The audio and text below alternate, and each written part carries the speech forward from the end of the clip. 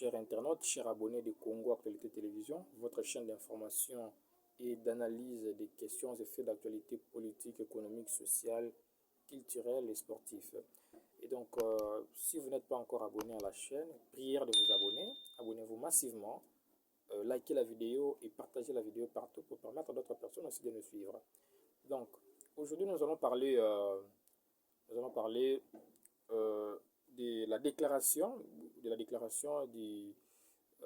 la Commission africaine pour la supervision électorale qui a dit qu'il existe un conflit d'intérêts entre les candidats et les membres de la Commission électorale nationale indépendante, les candidats enregistrés dont les candidatures sont retenues, ainsi que et les membres de la Commission électorale nationale indépendante. Et cela sous le regard impuissant et la voix aphone ou le caractère aphone du président de la CENI, M. Denis Kadima, qui jusque-là ne dit mot par rapport à ce conflit d'intérêts. Et donc, d'après ce qu'a dit la commission africaine pour la supervision électorale, il y aurait certains membres, il y a certains membres de la commission, parce que la commission africaine pour la supervision électorale a même cité le nom de ces membres-là de la commission électorale nationale indépendante. Elle a dit qu'il y a certains membres de la centrale électorale dont le membre des familles et proches sont candidats. Elle a cité monsieur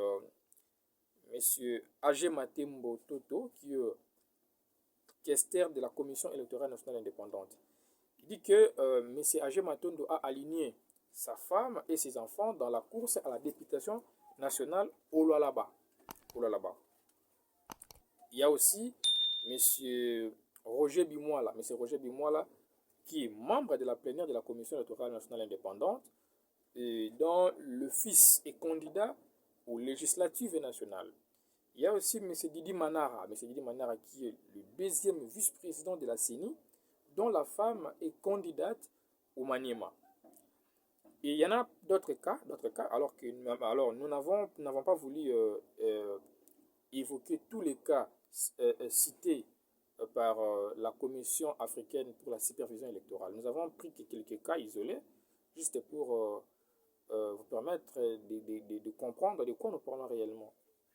Et donc, d'après cette commission africaine, il y a un conflit d'intérêts entre ces candidats-là et les membres de la CENI, dans la mesure où ils sont proches et membres de la famille des animateurs de la centrale électorale. Alors, nous allons nous pencher beaucoup plus du côté, dans un aspect juridique, parce que tout ce qui s'est fait, surtout en ce qui concerne le processus électoral, il est conduit par un cadre légal. Un cadre légal, il y a un dispositif, je peux dire des textes juridiques qui sont mis en place, qui sont mis à la disposition de la CENI, et c'est sur base de ces textes-là que la CENI fonctionne. Et donc, ces textes-là, la base, c'est d'abord la Constitution, et après la Constitution, nous voyons la loi électorale. Alors, la Constitution ne pose pas les conditions d'éligibilité ou les cas d'éligibilité. C'est plutôt à la loi électorale de le prévoir. Alors, nous avons consulté la loi électorale, nous avons vu que l'article 10 de la loi électorale de 2022 qui énumère limitativement, s'il vous plaît, le cas d'inéligibilité ou les conditions d'inéligibilité. C'est-à-dire, lorsque vous vous retrouvez dans les cas ou des conditions telles que prévues par l'article 10 de la loi électorale, en tout cas, vous êtes automatiquement inéligible. Vous ne pouvez pas vous présenter comme candidat. Alors, en lisant la loi électorale, plus précisément en son article 10.9, donc il y a plusieurs points dans cet article, l'article 10 de la loi électorale, qui prévoit les conditions et cas d'inéligibilité. Et parmi ces points-là de l'article 10, il y a les points 9. Les points 9, c'est dans les points 9 de cet article que l'on parle de l'inéligibilité des membres de la CENI. Cet article déclare ceci. Voilà. Non. Voilà. Non, je n'aimerais pas lire le libellé de cet article, mais ce que vous devriez comprendre est que la loi électorale, en son article 10 alinéa 9 ou point 9, évoque l'inéligibilité des membres de la CENI. Et nulle part, en tout cas, il n'existe pas d'autres conditions d'inéligibilité en dehors de celles prévues par l'article 10 de la loi électorale. Et donc, nulle part dans tous les points de l'article 10 de la loi électorale, vous ne trouverez vous ne trouverez un cas d'inéligibilité comme quoi les membres des familles ou les proches des membres des animateurs de la CENI ne peuvent pas compétir aux élections.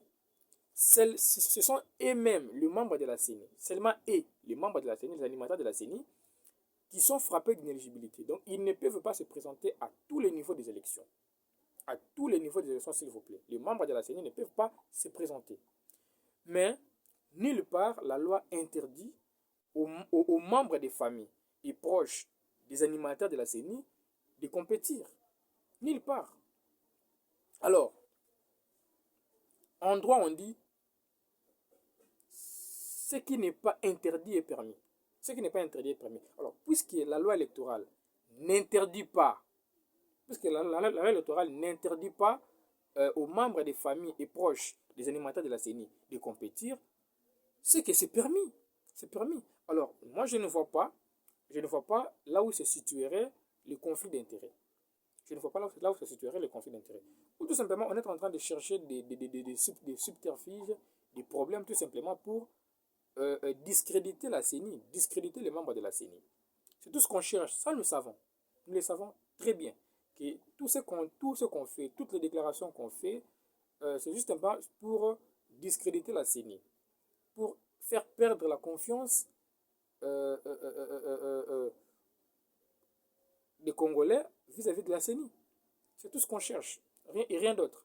Parce que je vous ai ici fait une démonstration juridique pour vous montrer que, juridiquement parlant, c'est-à-dire en se référant à la loi électorale, les membres des familles et les proches des animateurs de la CENI ne se retrouvent aucunement dans les cas d'inéligibilité.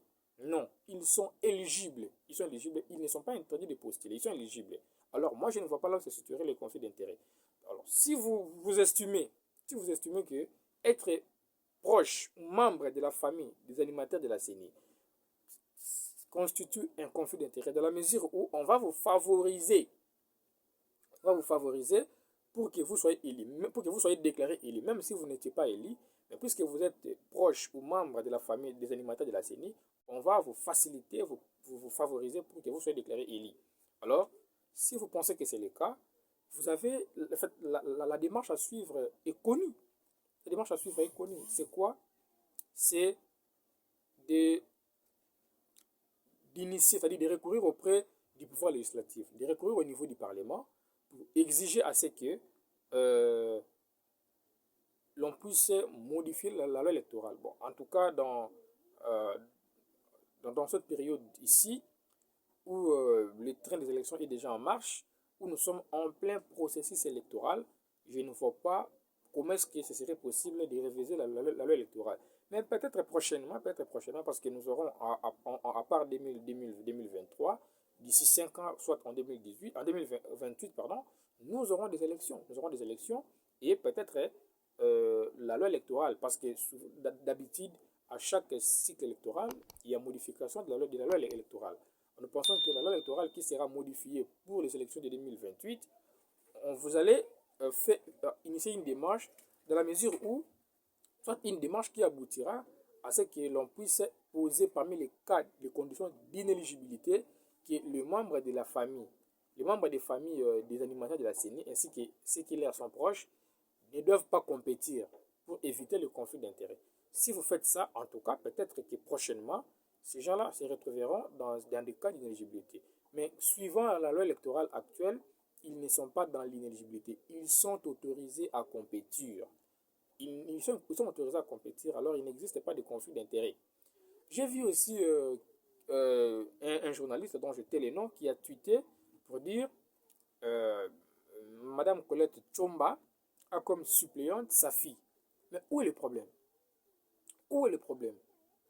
Certes, nous décrions, nous fustigons ce comportement parce que ça s'est fait dans l'idée que peut-être qu'un jour je vais décéder, soit je vais me retrouver dans une situation d'incapacité dont je ne saurais plus travailler correctement.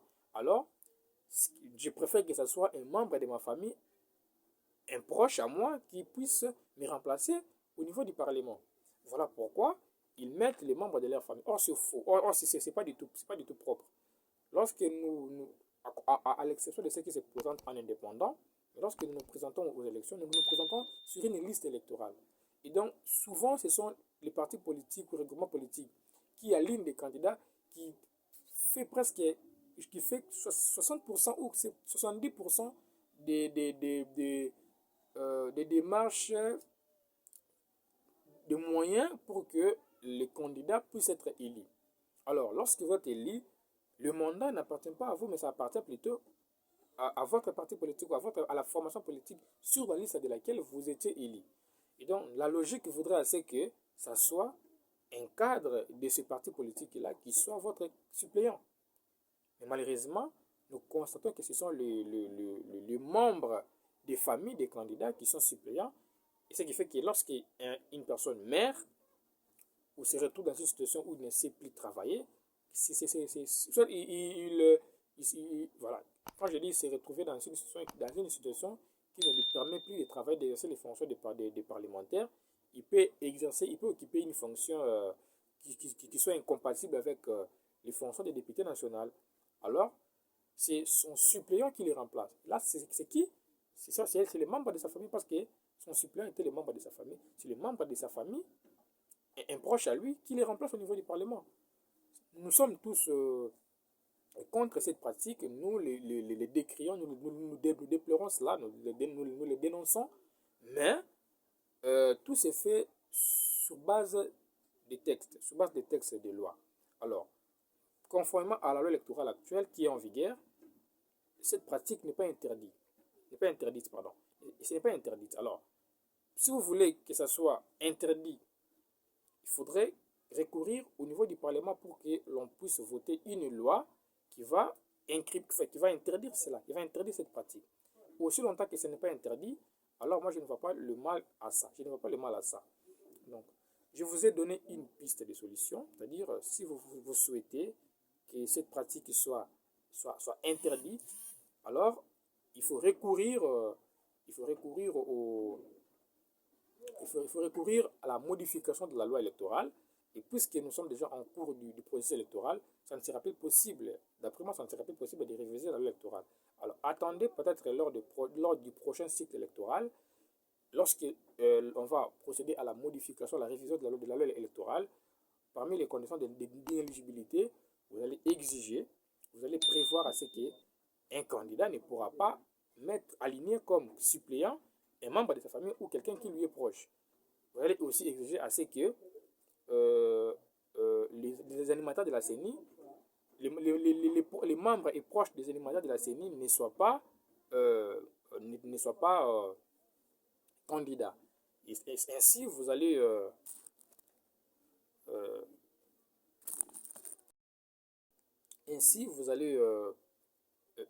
accéder à ce qui est votre souci. Et donc, c'est tout ce que j'avais à dire pour aujourd'hui par rapport à la déclaration de la Commission africaine pour la supervision électorale. Et donc, je répète encore pour ceux qui ne sont pas encore abonnés, prière de vous abonner massivement à notre chaîne s'il vous plaît. Abonnez-vous, likez la vidéo, partagez la vidéo pour permettre à d'autres personnes de nous suivre et de s'abonner aussi. Les rendez-vous est pris très prochainement. D'ici là, portez-vous bien. Au revoir.